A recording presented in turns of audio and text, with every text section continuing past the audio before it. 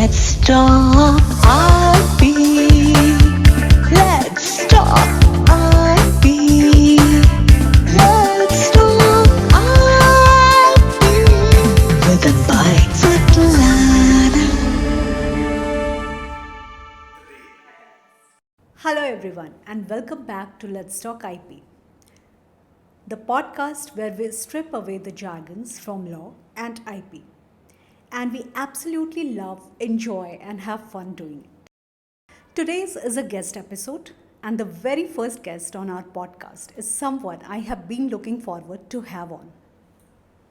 He is not just a lawyer, he is what I did call the architect of legal strategy for digital economy. With years of experience in media and high-tech industry, he has the superpower of taking complex regulations and converting it into frameworks that actually work in practice. He has been behind AI-powered solutions, gamification framework, programmatic advertising, you name it. He is recognized as the game changer. He has led several IP programs that generated more than 100 invention disclosures, has closed over INR 1,000 crore worth high-stake digital deals, and has built or created legal governance systems literally from ground up. So let's welcome Aliasgar Dholkawala. Most welcome, Ali. Thank you for having me here, Swetlana, and thank you for this wonderful intro. I think I should have bought a cave for myself. Thank you once again. You absolutely should have. By the way, I have derived or taken most of introduction content from your LinkedIn profile. And for the audience, whoever are interested in knowing more about him, you can Google him or visit or go through his LinkedIn profile. I have provided the link in the description of today's episode of the podcast. But seriously, your journey is fascinating. How did you go from being a regular IP professional to this legal strategist for emerging tech and IP? It's been an interesting journey. It started with the regular IP work, contract, compliance, disputes. But then early on, I realized that the action was in the field of tech, because that is where laws did not exist. So we were solving for problems before even letting them happen. We were actually creating frameworks which would eventually go and become industry standards in terms of how you go about operating a digital business. So yeah, that's how things have been. You just put yourself in a space where you upskill, you learn in the domain where you want to be. Wow, that's an amazing, interesting, and very important shift or transformation from being reactive to being proactive. And I know many of our viewers, audience, or watchers, they are entrepreneurs or startup founders. So let's dig into that. If I am a founder, why should I even care about IP rights? I have got funding, I have got a product, I just want to scale. Isn't IP something I'll figure out later? See, IP should not be optional. In fact, IP should be your first go-to, sort of requirement. Because you may have a very good idea, you may have very good funding, but you don't want somebody else to copy your idea and come up with a similar solution, because that destroys your exclusivity. In fact, in a lot of investor meetings that I sit with, investors are always interested in knowing in terms of what IP you have. That's and right. What is the level of exclusivity that you can provide. That in a way sort of guarantees the investment for the investor also. So IP should not be optional. In fact, it should be the first go-to sort of a requirement for you. The moment you've created something, try and protect it. In fact, I've seen an instance where two startups they started around the same time. One obviously protected their IP, their trademark. The other did not bother or care to do that. And guess who got the funding and who did not get funding? Obviously, that's a very obvious answer. Whoever is having IP rights. Exactly. So the one who did not protect their IP rights did lose out, a lot on funding as well as scaling of their operations. It was sort of painful for them. Yeah, that's real. Like, that sounds painful.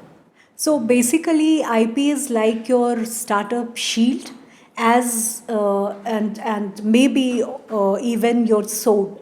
Absolutely. In fact, it is your shield and your sword. Now, your algorithms, your trademark, your ideas, your invention, these are powerful tools which help you in expanding your business in terms of exclusivity is everything, I would say.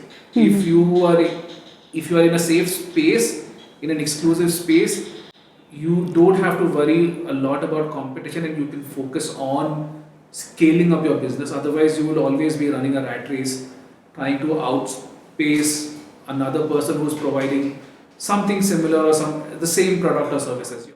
Now let's make this real. Can you share some stories without specifying or stating names, of course, where protecting IP and failing to protect IP made a big difference? Sure. There's a very interesting story which I keep talking about often. In fact, two I would want to talk about. The first one being, so this was my earlier assignment in the law firm. It was evening 6 o'clock, and we got a notice, rather an order from Delhi High Court. One of our clients who was supposed to sell their business to a multinational, and the transaction was supposed to consummate on 31st of March. So 1st April onwards, the new MNC company was supposed to take over. We were on 26th March, and we got the order where one of the business associates of our client filed for an injunction stating that he owns the trademark under which the company was transacting business. And therefore, no business could be transacted without the consent of the owner of the trademark. Now, the backstory to this is the business started in 1990. They filed for trademark registration only in 2009. Whereas this business associate who sort of was acquainted with them for a brief period of 5 years between 98 and 2003, he applied for registration of the trademark in 2001 and he got the registration for the trademark. Wow. The actual owners were sort of lazy in registering the trademark, and because of which the entire transaction suffered, and you would not believe the outcome of this order or injunction that we got. One was the transaction was delayed, of course, because you could not transact because there was a high court order. Secondly, the MNC investor obviously lost confidence in the transaction. It took us a lot of negotiation as well as downsizing the entire transaction for them to come back to the table. Of course, it took us 6 months to vacate the injunction also, but in the entire process, the transaction value was renegotiated from 300 crores to 250 crores. So it's a 50 crore loss for our client, not to mention the fees that he spent on vacating the injunction and the unnecessary stress and the time and effort which was wasted in getting this done. All because he did not think it was important to file for a trademark protection in 2000, or rather even in 1990s when they started the business. Another interesting case, this was, we worked for a listed company. They needed finance and they had already exhausted all the options of taking secured loans from banks. So a secured loan is where you have to put something as a collateral. So all the promoter shares were pledged, the company assets were pledged, so they didn't have anything to put as collateral for the funding. That is when we decided to securitize their IP, their trademarks. So what the transaction that we sort of created was that the listed company, which was a subsidiary, would license the trademark from the owner, which was the promoter company, which was a privately held company. And we would create a licensing stream between the listed company and the promoter company. And that licensing stream or the revenue was pledged with the banks to raise funding of up to 600 crores. Obviously, the brands were valuable, and the banks also had confidence that this securitization or this collateral will hold good should the company default, because these were very valuable brands. So this is a scenario where you could have used trademark as a shield to protect your business from unwanted orders, and a scenario where you actually use your IP as a sword to sort of raise funding in the market. The first case, that sounds really brutal. It's like building a castle on sand. The Absolutely. very first example that you gave. So now let's talk about this shiny new toy everyone is obsessed with. I am talking about AI. So you have worked with AI powered solutions. With reference to IP or with respect to IP, who owns what AI creates? The way law stands today, machines are not capable of authoring any creation, and therefore any machine generated or AI generated IP, today you cannot claim ownership. Only IP that is created by humans is what is protectable. Okay. So, but at the same time, if you create anything using AI, which is very similar to somebody else's IP, you are still liable for infringement. So,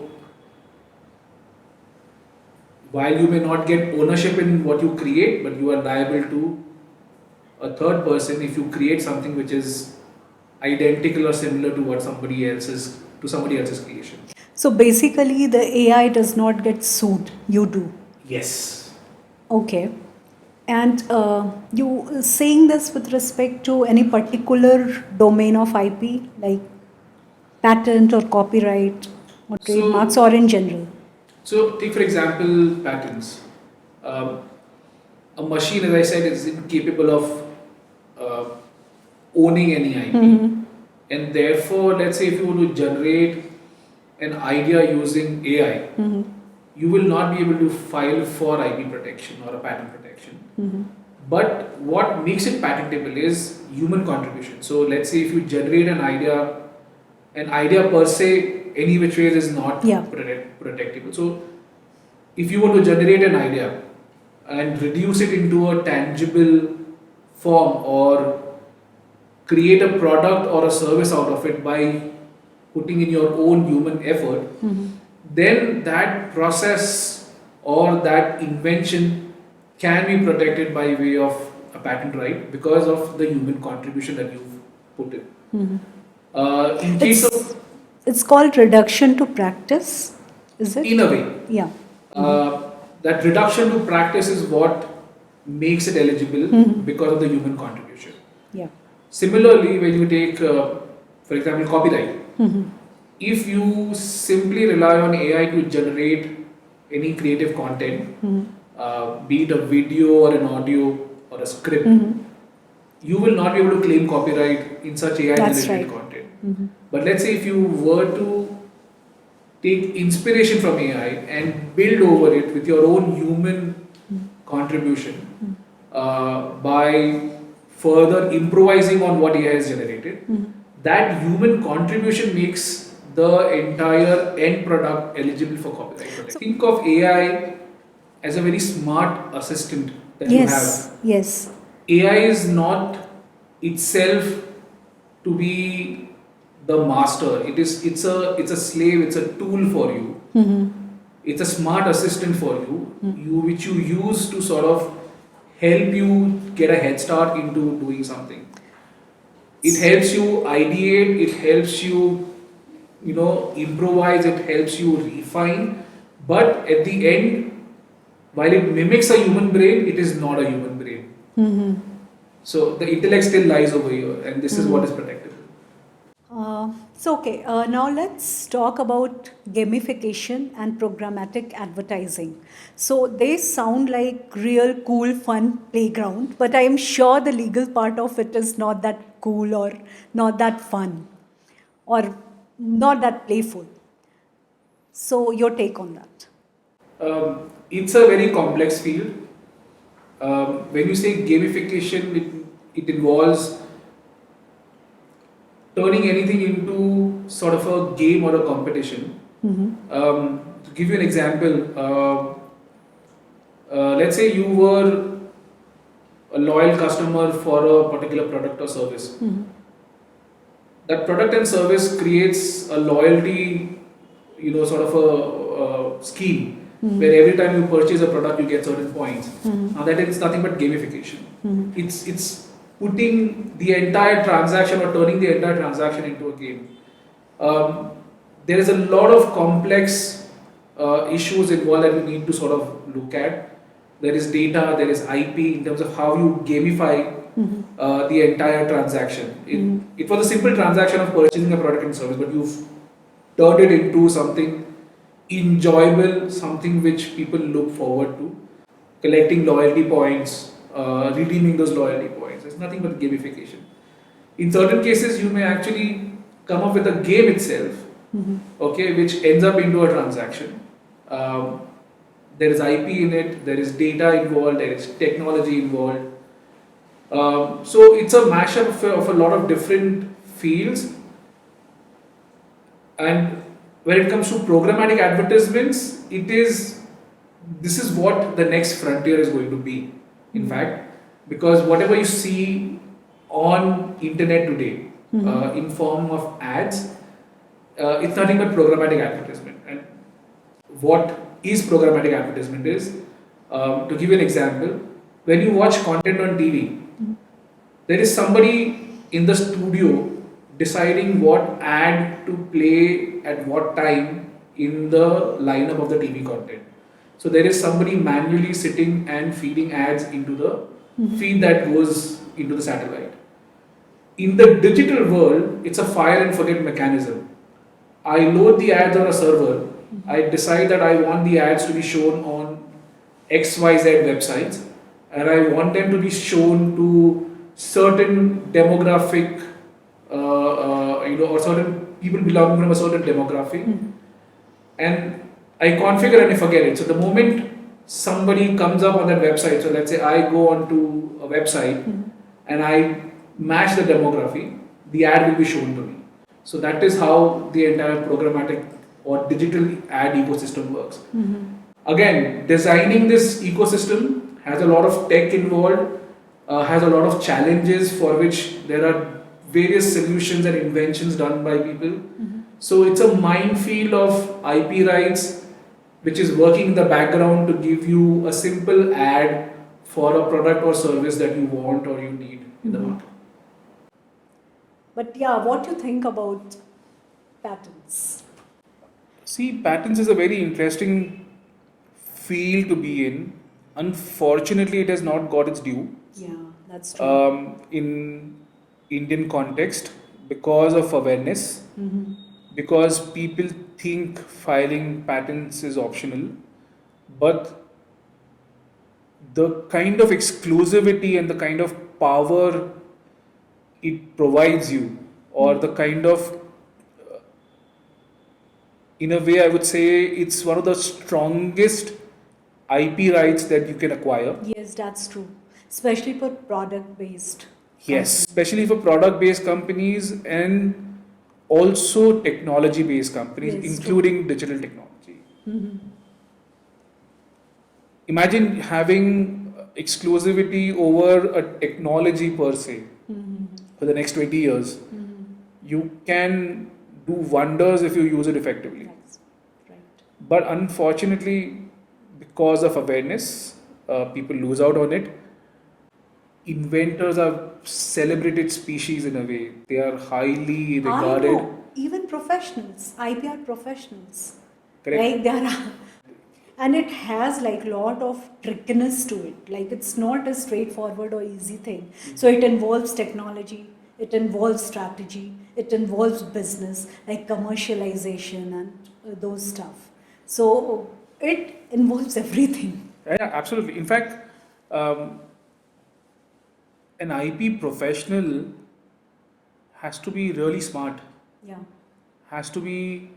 Now imagine if you have to draft a patent for somebody, and in a way where the patent stands for the next 20 years and people are not able to circumvent that patent. To do that, you have to go beyond the inventor's psyche. Totally. Inventor focuses on solving a problem. An IP profession has to actually think beyond that. That's true. He has to think what possible improvisations can happen in the next 20 years Correct. and draft a patent to protect those improvisations, those workarounds. So That's true. he has to be 2x of what the inventor is. That is so true.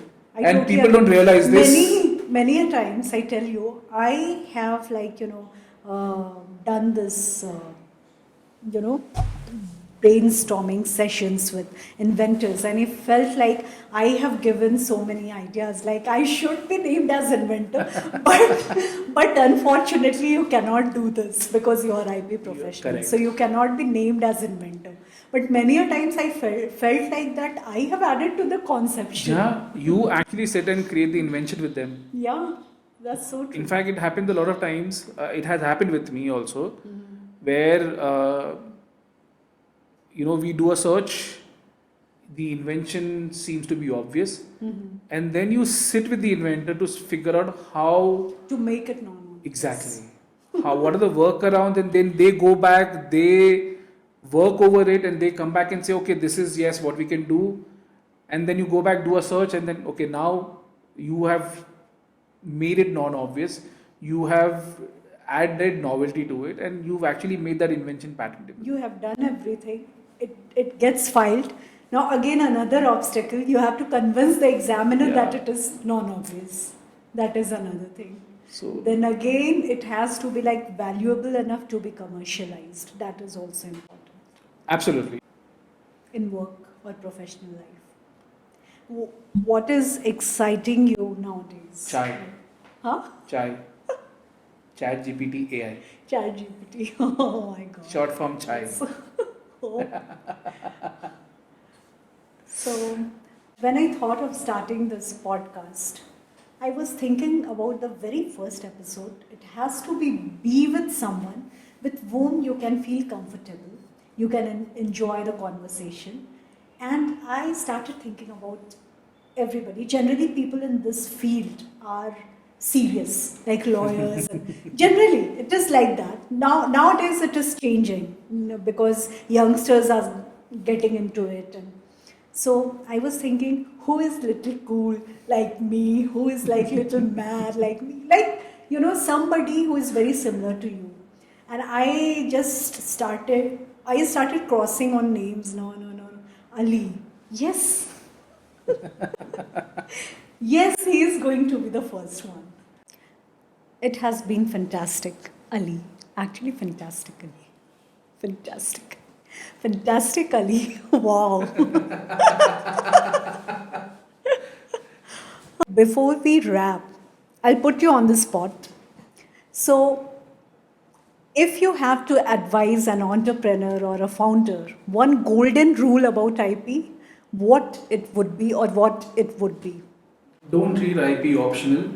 That should be the first thing that you check box, or rather get done in your bucket list of your startup. Treat IP as your currency. Exactly. Treat IP as your currency, because your exclusivity is what you will be able to sort of trade on. You will not be able to trade on something which can be easily replicated by someone else. So your exclusivity is where your power lies. All right. So now, before we let you go, let's play a very quick, short, rapid fire round or segment. Just 4 to 5 questions, no overthinking. The very first thing that comes to your mind. So, ready? I'll try. Brace yourself. Biggest myth about IP, according to you? That IP is only for big companies and not for startups. Okay. One IP mistake that you see way too often? People Googling and then thinking that because they couldn't Google it, it is available for use. Yeah, that's true.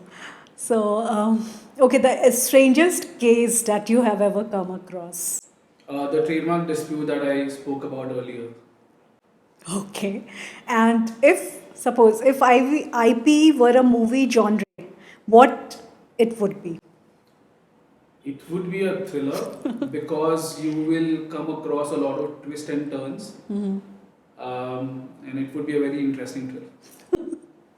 If you were not a IP lawyer, what would you be doing?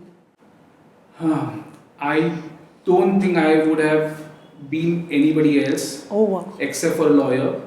And there's an interesting story behind it. When I was in school, I used to argue a lot with my teachers. And my teacher once casually said, and this was in 9th standard, that Ali, why do you argue so much? Why do you have to ask so many questions?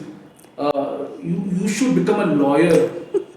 And believe me, I did not have any inclination to become a lawyer back then. But then, now that I realize, I look back at things, I think I was destined to be a lawyer since the time I was born. Leos are like the characteristics fits in being a Perhaps. lawyer. Yeah, I think so. Okay, last question. Now, this question is of some personal interest to me. Like, I am really interested in knowing.